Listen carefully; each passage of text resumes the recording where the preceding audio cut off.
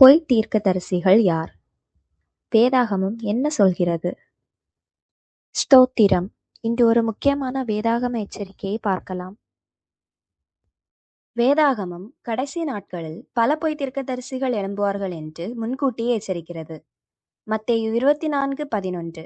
அப்பொழுது அநேக பொய் தீர்க்கதரிசிகள் எழும்பி அநேகரை வஞ்சிப்பார்கள். பொய் தீர்க்கதரிசிகள் தேவனுடைய நாமத்தில் பேசுவதாக கூறுவார்கள். ஆனால் அவர்களுடைய போதனையும் வாழ்க்கையும் தேவனுடைய வார்த்தைக்கு எதிராக இருக்கும். அவர்கள் சத்தியத்தை மாற்றி மக்களை தேவனிடமிருந்து விலக்கி தங்களை பின்பற்ற செய்வார்கள். மத்தேயு 7:15. பொய் தீர்க்கதரிசிகளை குறித்து எச்சரிக்கையாயிருங்கள். அவர்கள் ஆட்டுத்தோலை போர்த்தி கொண்டு உங்களிடத்தில் வருகிறார்கள், உள்ளத்திலோ கொடிய ஓநாய்கள்.